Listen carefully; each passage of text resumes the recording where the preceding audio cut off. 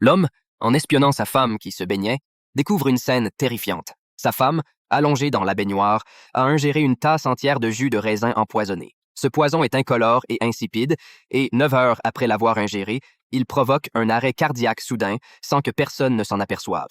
Le goût est meilleur lorsqu'il est mélangé avec le jus de raisin. En voyant sa femme tout boire d'un coup, Carlos ressent une libération qu'il n'avait pas ressentie depuis longtemps. Il lui suffit d'attendre 9 heures, et sa femme mourra d'une défaillance cardiaque. Il pourra ainsi hériter de la fortune de sa femme, qui s'élève à plusieurs milliards, et enfin vivre avec sa petite amie Felicia. Tout l'après-midi, Carlos reste allongé dans son lit, sans manger ni boire, affichant une tristesse exagérée jusqu'à ce que la famille s'en aille. Il se lève alors calmement et impatient, enfourche sa moto pour retrouver sa petite amie qui l'attend. Mais, alors qu'il se projetait dans un avenir radieux, Carlos reçoit soudain un appel du commissariat. Le policier lui annonce une nouvelle qui le fait frissonner. Le corps de sa femme a été volé dans la morgue. Il doit immédiatement se rendre au commissariat pour l'enquête. Felicia lui conseille de ne pas y aller, pensant qu'il pourrait s'agir d'un piège tendu par la police, mais Carlos insiste pour y aller. Après tout, l'héritage de sa femme n'est pas encore à lui, et s'il n'y va pas, cela pourrait attirer l'attention de la police. Une fois à la morgue,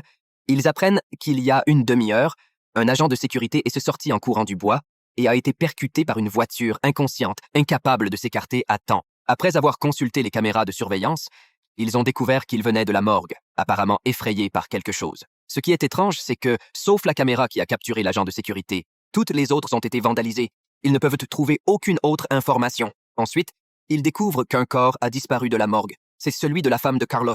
En entendant cela, Carlos se sent soulagé. Cela signifie que son plan n'a pas été découvert. Le shérif lui demande s'il y avait des conflits entre lui et sa femme avant sa mort. Carlos répond qu'il n'y avait de querelle avec personne. À ce moment-là, le shérif est appelé ailleurs, et Carlos profite de l'occasion pour appeler Felicia. Il lui dit qu'il n'est pas suspecté, mais lui demande d'aller à l'hôpital pour enquêter sur l'agent de sécurité.